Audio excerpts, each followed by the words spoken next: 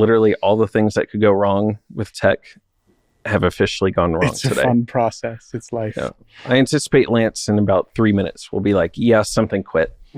Something stopped. So we'll see. I trust you. How are you feeling? I trust Lance. You trust Lance probably more than me at this point.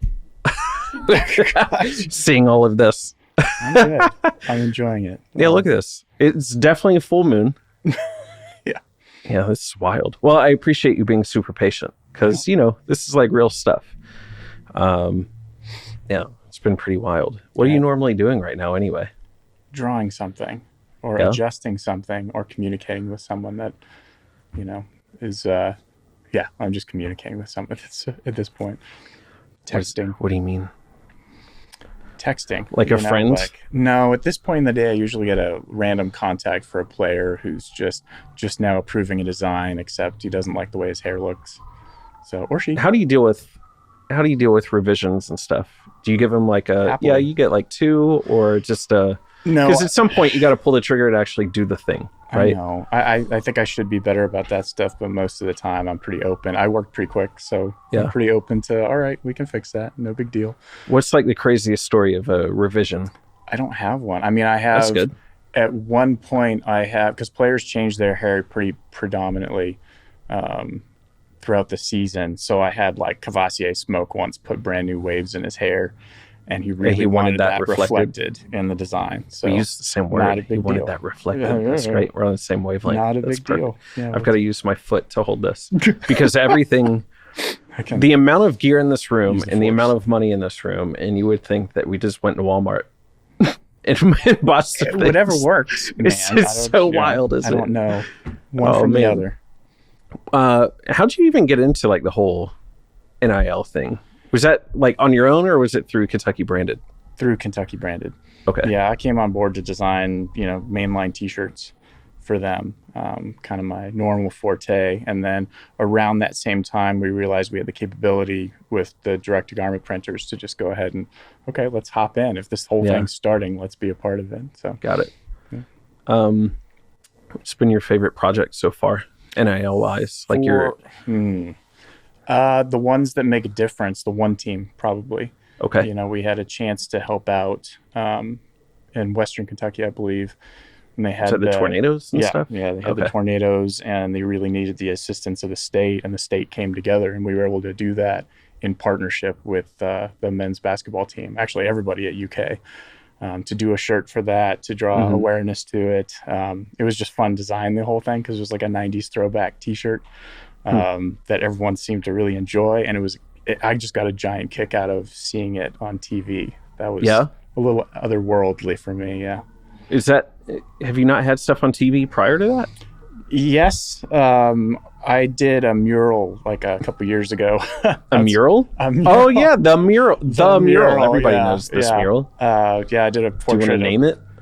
It was just a portrait of Bernie Sanders that I did out front. I was him in the chair, right? It was him in a chair. It was celebrating his little moment at the inauguration, I believe, of him being like chilling by himself, curmudgeonly old man. But it was a great little moment, and I threw it up on a wall. Was terrified by the process because you're out in public, 1, and 2 people are driving by, like, "What are you doing?" Were they asking you? No, people were calling it out. So people would stop and say, "I live in this neighborhood. That's Bernie Sanders, isn't it?" And I was like, "Yeah, sorry, it's graffiti." Hey, it looks like what it's supposed to. So there's good news. That was something that made me feel reassured. There's a lot of murals that do not. That happens. Could be this person, but I don't really know. That's part of the process too. If you don't try, you'll always fail. How'd you get into doing murals? I don't do murals. I was just like, hey, you're an art guy, go put a mural up? Kind of, sort of. I was harangued into that one. But it was fun. I've had a couple of people ask me to, try it out on other walls, and I've been pretty reluctant to do it. One, I'm just so darn busy, but I think it'd be fun to tackle another one here soon. Yeah. What was like the biggest challenge putting that thing up? Oh God! I mean, you said you hadn't done it before. Was it like a materials thing? And I don't really know what I should use. Or... I'm a traditional painter, so it was pretty straightforward to figure out. I did the thing ahead of time on my iPad, and then went to Home Depot and got some paint samples. and then threw it up. It only took a couple hours to do the whole thing. Did you do fun. Like the grid system or however people No, load so up? There's a grid system, or you can do projection or something, but I did it in the middle of the day. I took a picture of the wall. I noted where the bricks intersected with what I had digitally created. Glasses are going to be on this corner, that kind of sort of. But once you get past a certain point, this is at any scale. Once you get into a certain point with a drawing, you turn off all your references and you let the drawing speak to you. So at that point, I just looked at where highlights should be, where shadows should be. That's wild. Move from there. That's like the equivalent. You know, you ever do that thing where you're like, oh, tape measure is really far away? Constantly. It's like this. That's roughly I grew up on this old house. Norm Abrams, master carpenter, will always tell you that you can use a tape measure, but you might as well, put a piece of wood next to it and mark it off and go from there. Yeah. But that's still a little bit more educated than putting two hands up and just kind of guessing. Like that works too. My hands are sort of about the same. Yeah. Measure your hand ahead of time. You'll always have a tape measure with you. Yeah. How'd you get into art? It's a family business. If I could say that. My grandfather was an animator for Disney. He was handpicked by Walt out of art school. What year would that have been? I have no clue. Okay. I have ADHD, man. I am not a date-dependent individual. Numbers don't make sense to me. No, so he was plucked out of art school to do special effects and backdrop painting. So he started with Sleeping Beauty all the way up to like The Rescuers. I think he did special effects for a bunch of them. Won a couple Academy Awards for things. His daughter, my mother, was a portrait artist, a prolific watercolor artist.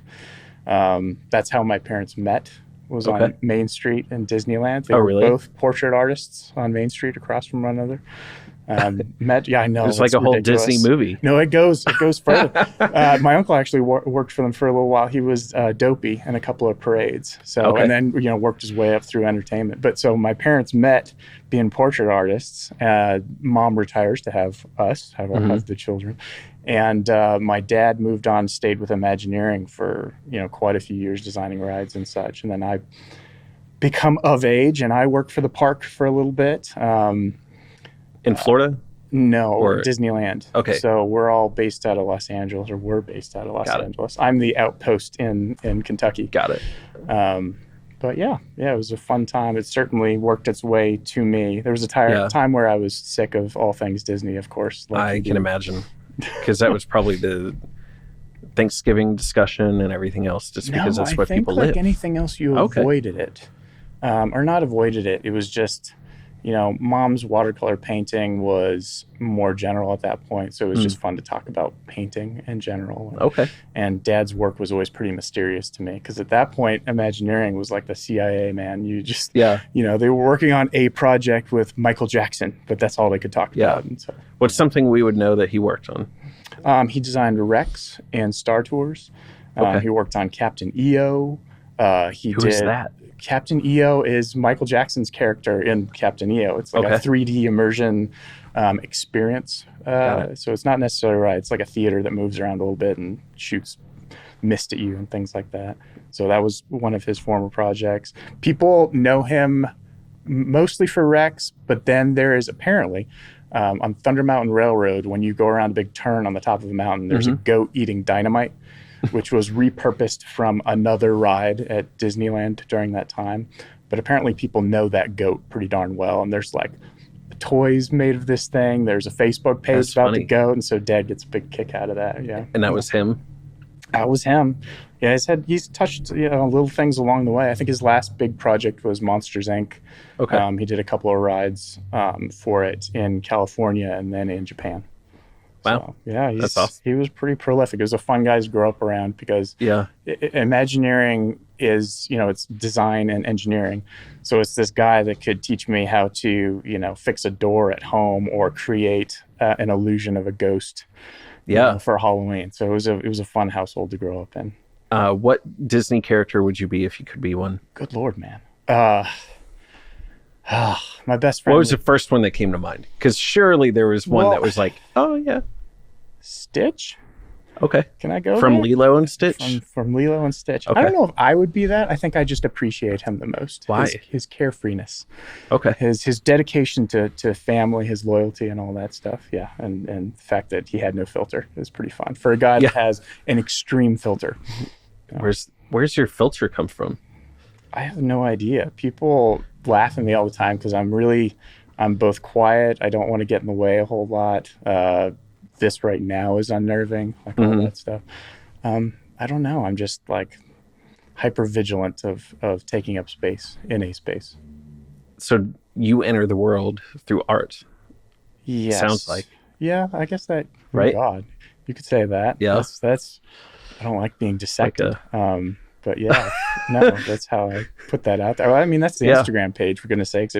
It started out as just me doing portraits therapeutically. You know, work would happen and I'd be stressed, and I just thought, man, I'm terrible at portraits. I'm going to draw a few portraits, and I started posting them, and people seemed to like them. So it was born through introversion and became something that people enjoy. That's my life. Yeah. Have you ever been an extrovert, or is there any component of life that you are? No, my best friend's wedding, I danced pretty prolifically at, but that's the only extroverted. Was that like, we were supposed to have bourbon, I think. We were supposed to have bourbon. Well, there's a whole wall. Happened. I'm not going to interrupt your production just to get boozed up. Well, what have you been doing for 45 minutes while I've been playing? I asked. I wondered where it was. In my own world. I apologize. It's fine. It all works out. So was that alcohol driven? The dancing? No. It was relief driven. I think that, Steve's a pretty stressed out guy sometimes, and I think I was just trying to keep him on the straight and narrow. And once we got through the ceremony, I felt more relaxed. The symbolic passing of the torch. It's He's actually now your problem. No. Yeah, fair enough. Nikki has a job ahead of her, and she's doing an amazing job. They have 2 kids now. She's doing an amazing job. I think it's funny that moment of extroversion was driven by introversion, in that it wasn't just, there was a DJ, but there was also these, headphones that everyone wore. And so it was a silent DJ. So everyone with matching colors around you was listening to the same song. So oh my God. So you got some people dancing slowly, other people fast. Exactly. So you're styles. In your own world, introverted. You're line dancing over there. But you're dancing extroverted. Yeah. Oh, I hope there wasn't any line dancing. I didn't observe any. I need to see that you're video. You're a line dancing fanatic? No, but I just think that would be funny. Fair enough. I don't know why. The whole line of people just forms in the middle of the dance thing. It's like Footloose. How were you dancing? Like what? Maddeningly, uncontrollably. Okay. Yeah. So just like... I really don't want to get into that. Okay.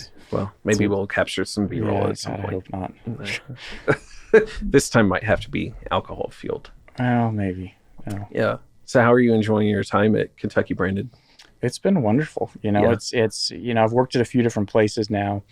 And people, I guess, know me for designing Kentucky-shaped things here in Lexington. And to be at another place doing that has been a real gift. The owners are wonderful. The interactions I get to have with the people from UK has been phenomenal. Yeah. And beyond. We do NIL stuff for other schools, all teams. It's been a fun process. Everyone's so kind where I am. So. Yeah. Do you ever get starstruck? Are you one of those people, or are you just like, whatever, they're people? I grew up in Los Angeles, which you're not bumping into a celebrity every 10 seconds. But I think we talk about my social filter. I think I'm kind of built to go like, that's a normal person. I'm going to talk to him like a normal person. I do. The one thing, it's not starstruck. I do like to, if I get somebody in a room, I like to talk about their expertise. So when Will was here at the school, it was fun to talk to him about footballing. How do you make your decisions on the field? Like, how do you do that so fast? And that's a fun thing to talk about with a defenseman. What do they learn from watching another game? So do you think through the lens of art and like try to draw parallels at all? And go like, hey, I'm actually, here's how we're the same. Or well, yeah, I've never... what they do seems to come so natural. It's practice based, but it's also naturally within them. And I think that's a huge parallel with art, I somehow preternaturally, I can do what I do, driven from within somehow. But at the same time, like you have to practice every style in every single way. And I think that's probably what, an athlete is doing as well. So it's, if there's a parallel, I guess it's that. Yeah. I would imagine in sports, most people, when they're younger, they are multi-sport players, whether you're a baseball player and a basketball player and you're a wide receiver. And then over time, you just kind of figure out I like this one best. You got to decide. And I might have a skill set that like I can actually go play in college. Art seems to be the same way in a lot of ways, right? Like you try a lot of different things and you just sort of whittle things down. Like, I don't like this medium, or I don't like this or that. I'm still doing that. Yeah. I think I ran away from it for a long time just because of, my parents and my brothers at that time were both designing, creating. And I think I wanted to be a writer, and I think I wanted to be a golfer, and I think I wanted to be a surfer, and all of those things. Yeah. One after the other.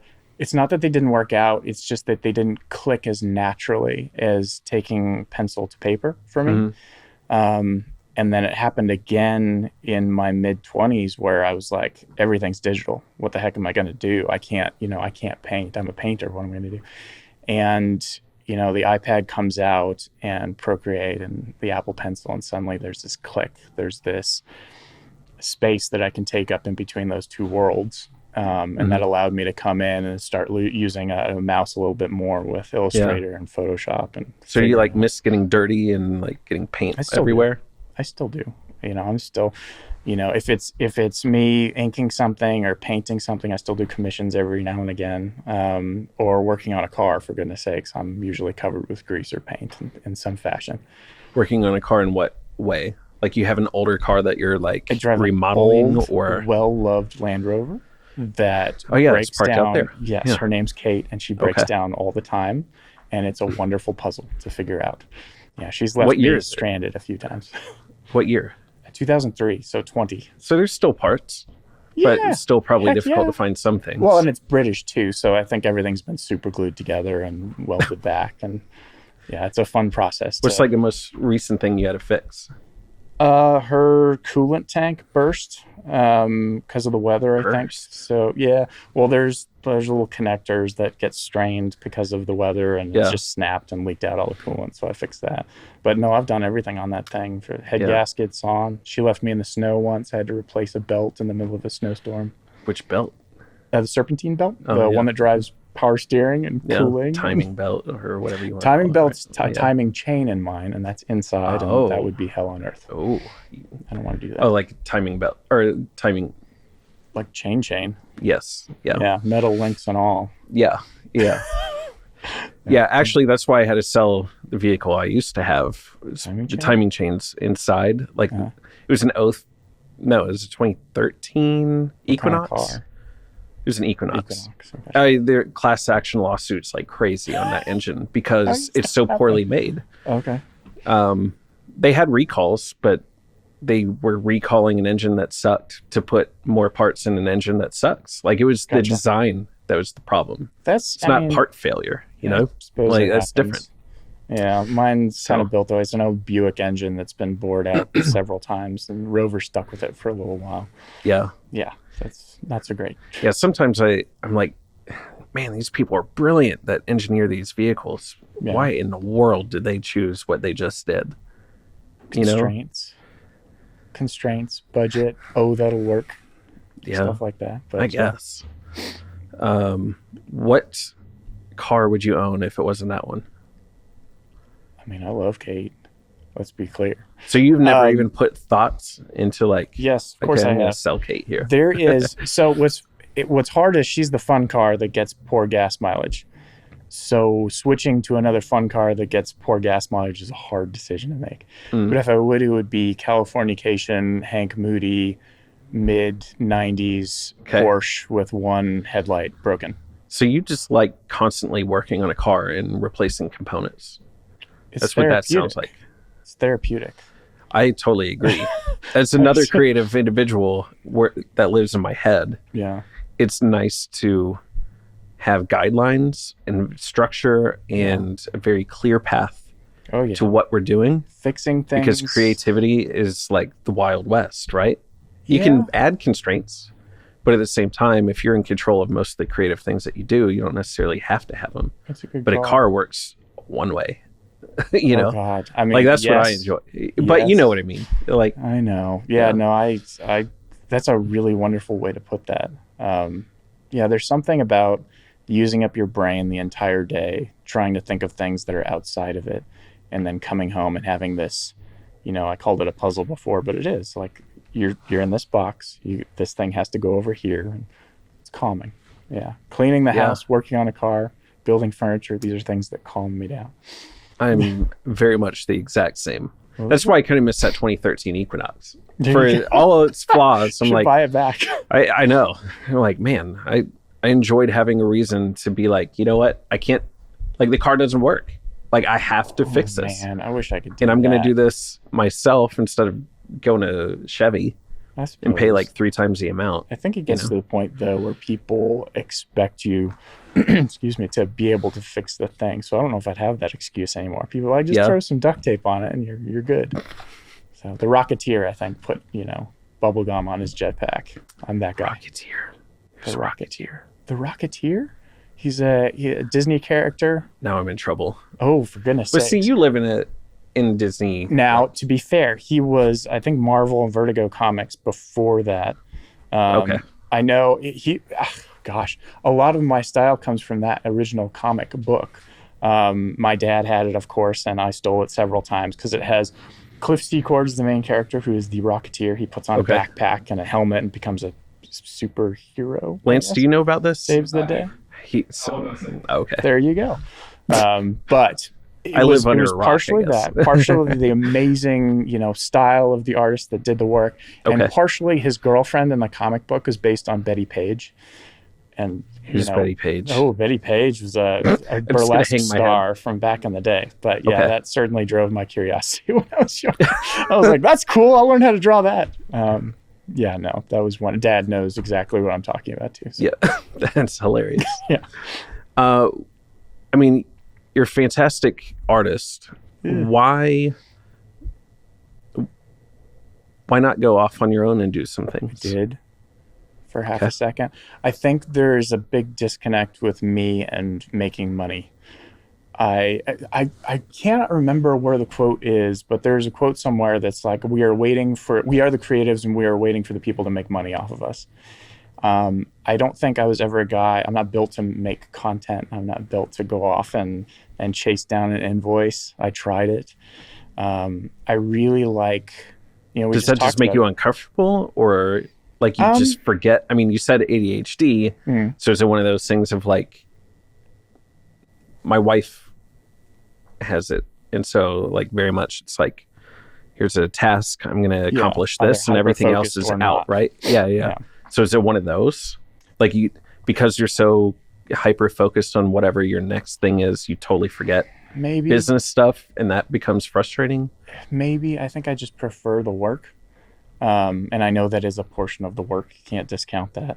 And the people that deal with that side of things are artists in their own right. I mean, they're superheroes to me. But no, like I said, I can't chase down an invoice. I think that really bugs me. And then I don't want to offend somebody by charging too much. I actually got told, so when I was freelance for 5 seconds, I was actually told once from an accounting lady that I had inappropriately low prices. And I think that's the one that kind of kicked me out of freelancing. Yeah. But I was like, maybe I shouldn't do this anymore. I'm not good at this. Inappropriately low. Well, inappropriately low. I think she actually used offensively low prices. And yeah, I didn't know what to make of that. Speaks to the quality of the work, right? Well, and I think not that next client, but a few clients later, I tried like going the opposite direction. And they said, I'm so sorry, our budget can't handle that. But that's a really appropriate number. Thanks for giving us, we hope to work with you in the future. And I was just like, what? So you felt like you were on a roller coaster, I guess. Yeah, right? I didn't know where I was going to land. So I enjoyed it. And that just sounds like a qualification problem with the person that you were talking to. I see. You would know better than me. I'm not that guy. I don't. Like they admitted, right? Like the price is right, but like we just don't have the money for it. Yeah. I mean, yeah, that felt pretty good, I suppose. I mean, it's like. But I wanted to do the work, so I feel like I missed out on that one. Yeah. It's a hard place to land. Creative people tend to be like that.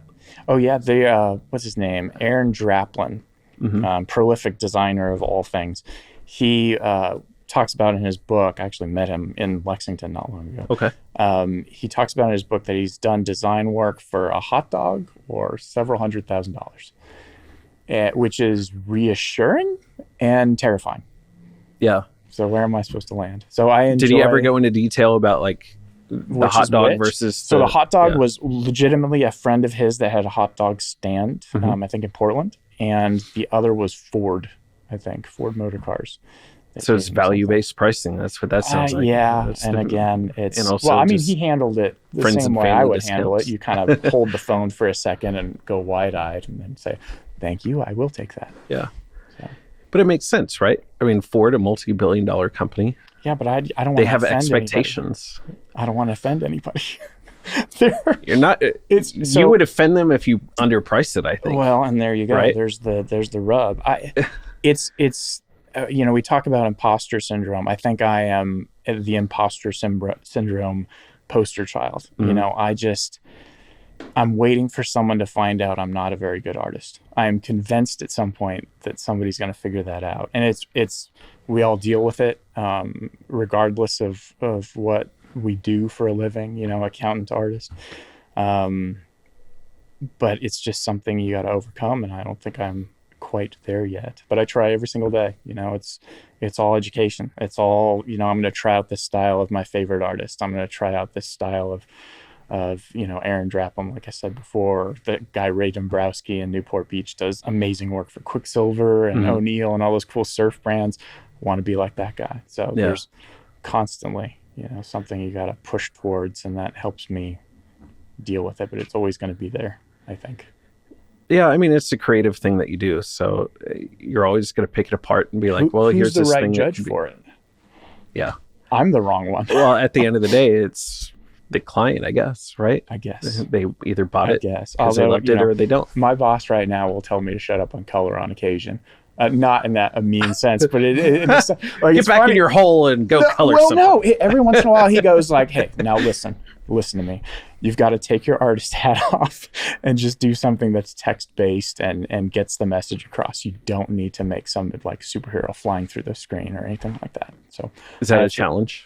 Yes, actually, and he'll laugh about it too. Like he has tasked me 2 times distinctly in doing that, and I agonize over it. I fly through all the intricate work and I agonize over this. Oh my God, this, it's got to be, the typeface has to be in this way and it's got to balance in this way, and I'm just not built for that sort of thing. One of my favorite designers, and I'm going to say his name wrong, Carby Tuckwell. He designs for a brand and owns a brand called Deus, De Machina. And it's like a lifestyle company. So it's clothing, but it's motorcycles and surfing and bicycling, and it's all around the world. But half of his artwork, he came from marketing, half of his artwork is this really hand-done, rough-hewn sketch type thing. And the other half is this extremely clean typography that I just only hope to attain at some point. So he's got it, and I need to find it.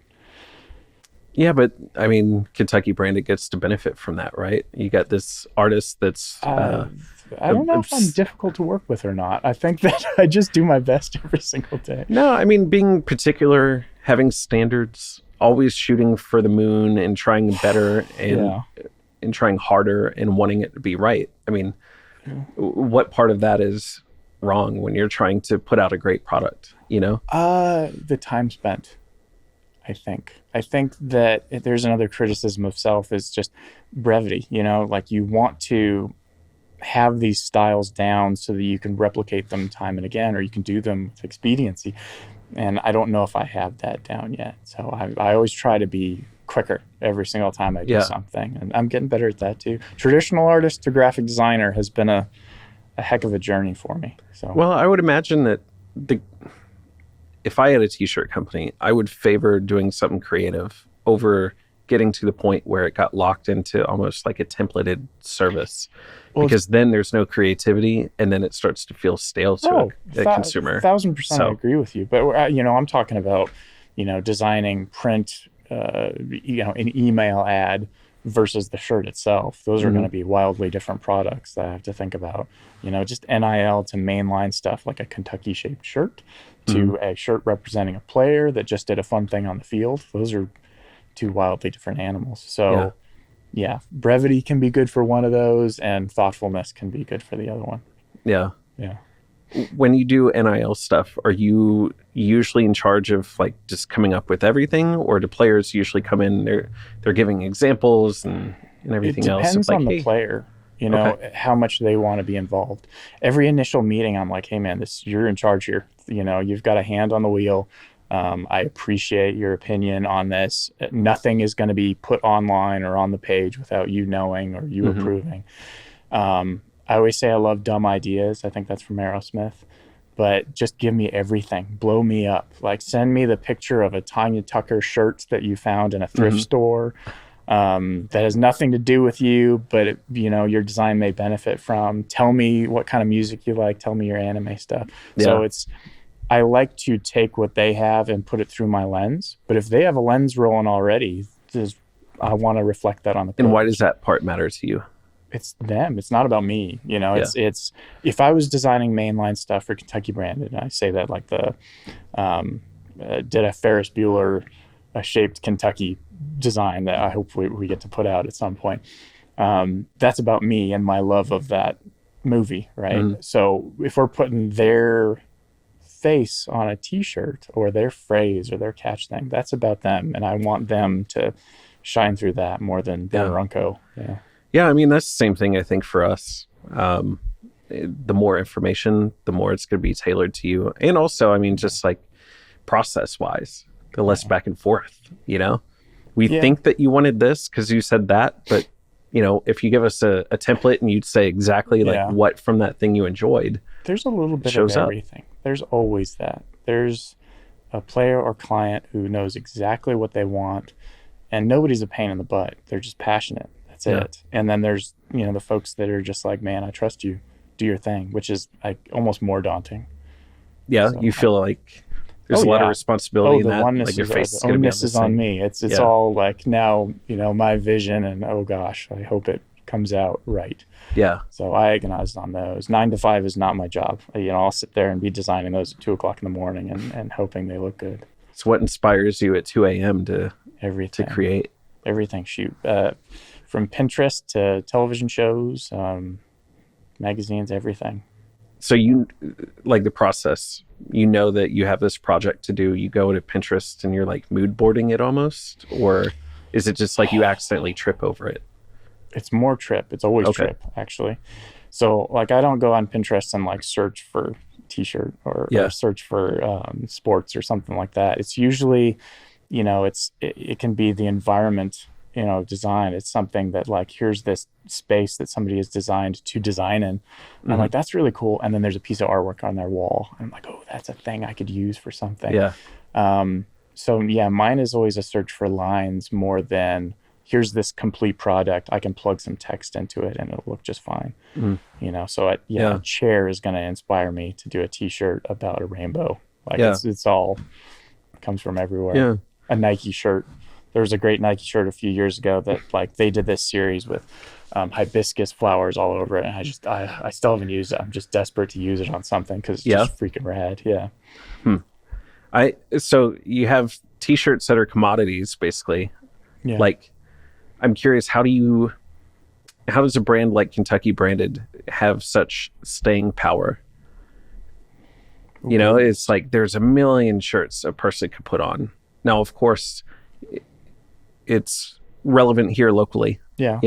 But at the same time, there are other brands that do things like that. So what is it about Kentucky Branded that really has captured people, for the long haul? Yeah. I mean, it's a good question.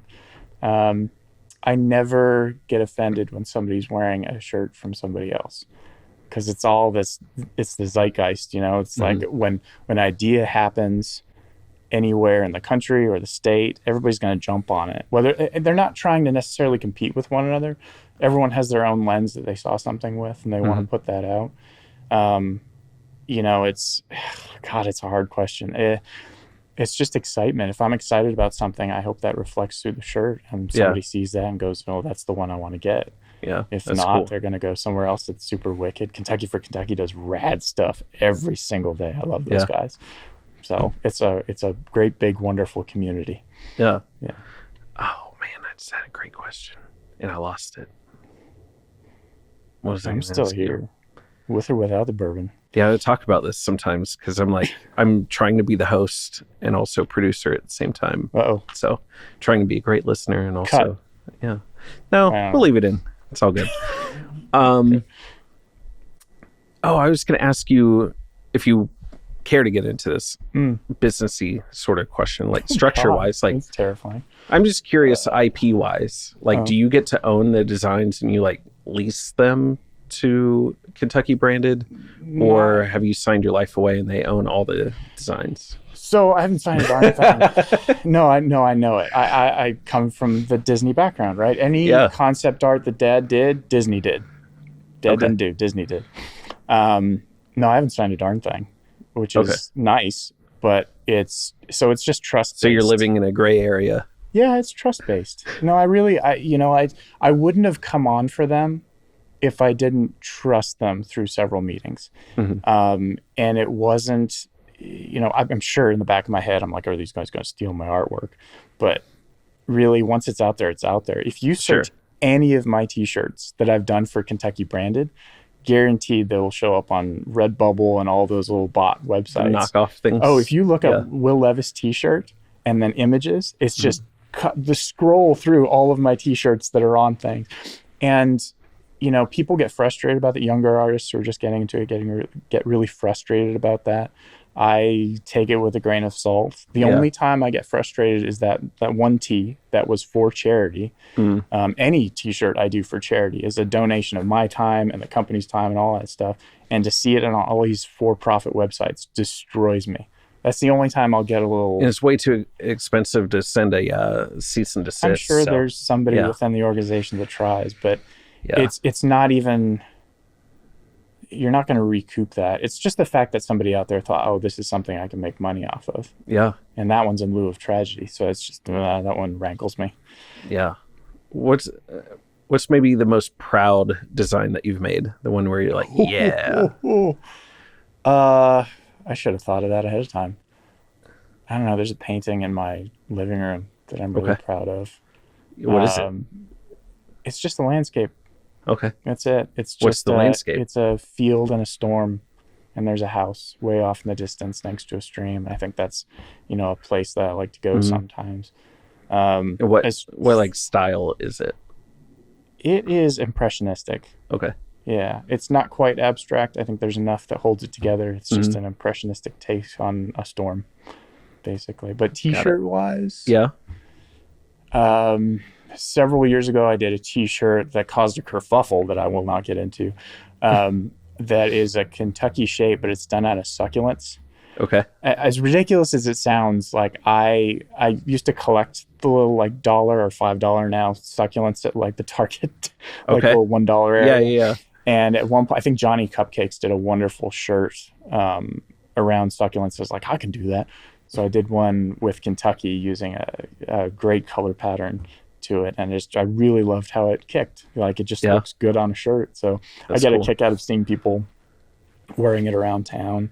It's not the most popular one is that dang old Hocus Pocus shirt I did a few years ago. I just see every year on every. It's like nose up or something. Eyes it's so up, cool. Right? I was so afraid of Disney coming after me that I was like, I'm going to make this as abstract as possible, but also reminiscent as possible. And thankfully they have hair that's just iconic. So I was going to ask, like, how do you toe that line of like, I have to depict something I don't have the rights to? So I think there's, you can't. I think you have to let it happen. And if it's reminiscent of, or if it's spot on, it's a celebration of that thing. I was told a while ago that those larger companies have, digital tools that if you put it online, they know. They'll find it pretty instantly. So I've never worried about that because everything I do is, like I said, in celebration of, and you don't sue your fans. So if I do something that's in celebration of a movie or an IP that's beloved, then I'm kind of extending the belovedness of it. And again, that's a terrible answer for somebody within business, probably. But as an artist, it's just fun to throw that out there. I'm always respectful. I'll say that. I'm always respectful. And if somebody came out there and said, hey, I own that, that's not really a thing, I'll be like, okay, I will stop doing it and I will pay you for the IP and your trouble and whatnot. So if I can research the thing ahead of time, if it's something like I wouldn't do something in town. Like I'm not going to take the parquet. I'd love to do something with the parquet sign and put that on a t-shirt, but I know that's still owned and that's, that's probably a big can of worms. So, but it would be nice to celebrate that thing, but that's somebody's thing. Yeah. So I want to know what somebody's going to do with that sign. I think there was an article there. that was written or something, but it's still there. I know Emily Riddle, who's on this show, she wanted to do something with it, and they just sort of stonewalled her about it, which is ridiculous. Like, she would have done something amazing with that. I know. Yeah. Man. Yeah, it's wild to drive over there and just see that Nothing? Naked lot. Yes, with the sign still there. So there has to be some plan for that, but it needs to be celebrated. Those landmarks throughout Kentucky need to be celebrated. I think, or anywhere need to be celebrated. So. I wonder if you talk to them and see if you could make a shirt. I don't know if I have the voice for really that, cool. but I can give it a shot. Give somebody, tell somebody over at Kentucky Branded. I'm not important enough for that sort of thing. Oh, maybe. You're not important enough for that. Wouldn't the business just fall apart without the art? Otherwise, it's a blank shirt. That's a whole can of worms you're going to get into with my own brain. No, it's. Oh shoot! No, I couldn't. No comment. I don't know. No comments. I love it. Oh shoot! I had to pull it out at one point. Yeah. Man, well, how are you feeling now? We're into it. I suppose. You feel better? More this relaxed. Is people talking, right? Yeah, much better. Yeah. Were you focused on cameras and microphones first?